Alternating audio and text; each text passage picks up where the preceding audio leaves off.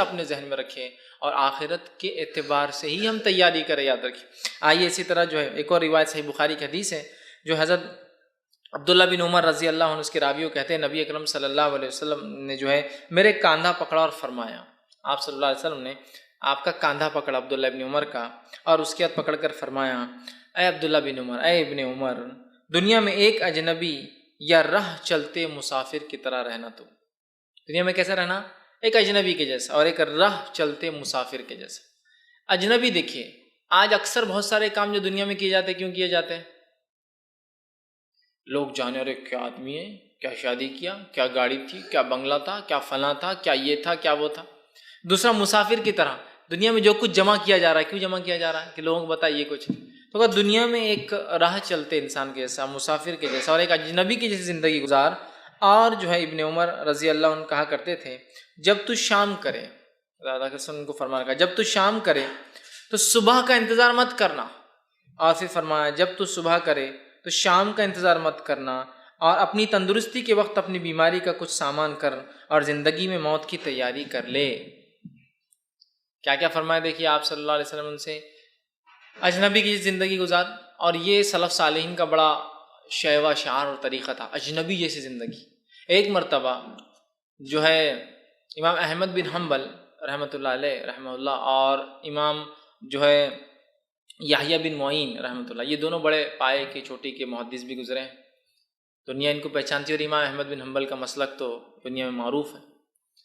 دونوں ایک مرتبہ ایک دعوت میں گئے، جس دعوت میں دھکا بکی ہوئی، جب دعوت میں گھس رہے تو لوگ پش کر رہے، دھکا بکی ہو رہی، کوئی کھانا لا کے دے رہا ہے نہیں جلدی، جو کچھ آ رہا ہے بس کھا لے رہے ہیں۔ جب دعوت ختم ہوئی اور دونوں محدث کھا کر نکلے اور باہر آئے تو امام احمد بن حنبل نے کہا، ایسی دعوتیں مجھے بڑی پسند آتی ہیں، اس لیے کہ ایسی دعوتوں میں ہم کو کوئی نہیں پہچانتا، عام لوگ ایسا گھسو، دھکا بکی کرو، خود کھاؤ اور اٹھ کے چلے جاؤ۔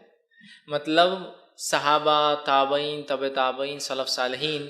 اپنے آپ کو ریکگنائز کوئی کرے وہ پسند نہیں کرتے تھے، کیا مجھے پہچانا جائے گا، ارے احمد بن حنبل آ گئے، ہٹ جاؤ، جو راستہ دو، سب راستہ دو، احمد بن حنبل آ رہے ہیں، راستہ دو، صاف کرو، آئیے آئیے، چل اٹھ تو اٹھ، یہاں کیوں بیٹھا ہوا، چل آ جاؤ، آپ کھانا کھاتے آدمی کو اٹھا دیتے ہیں ہم، کچھ لوگ آئے تو چل آ جاؤ بیٹھ جاؤ، احمد بن حنبل آئے نا، مذاق تھوڑی ہو رہا کوئی،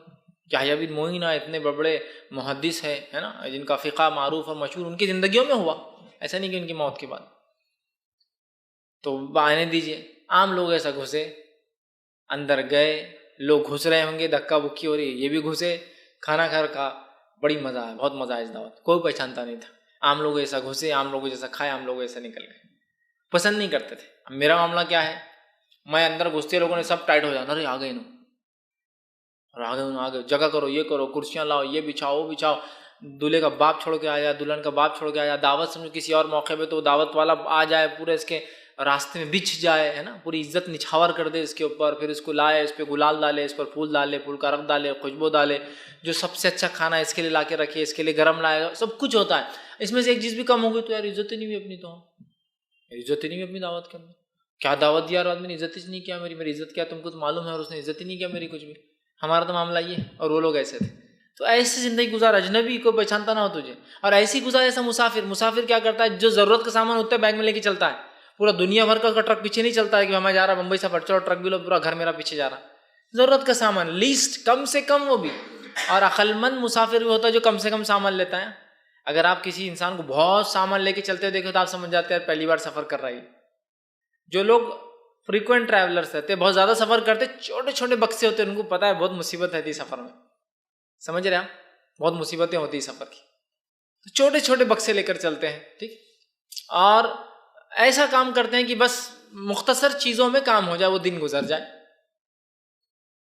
تو بہرحال کہا کہ ایسا اجنبی کی جیسا رہے، دوسرا جو ہے کم سے کم سامان مسافر کے جیسا، شام گزارے تو صبح کا انتظار نہیں کرنا، اب کل کا کیا ہوگا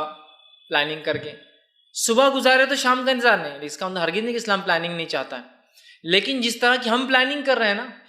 ویسی نہیں چاہتا ہے کہ پوری دنیا پرست والی پلاننگ، یہ پلاننگ ہو رہی ہے کل صبح سے فجر پڑھنا ہے ظہر، وہ کوئی پلاننگ ہی نہیں، کل کیا کھائیں گے، صبح کیا کھائیں گے، شام کیا کھائیں گے، دوپہر کیا کھائیں گے، یہ کب پہنیں گے، ہوگا، وہ پلاننگ چل رہی ہے، صرف دنیا کی تو پلاننگ، دینی پلاننگ تو اللہ کے رسول صلی اللہ علیہ وسلم نے بہت دور دور کی صحابہ کو سکھائی۔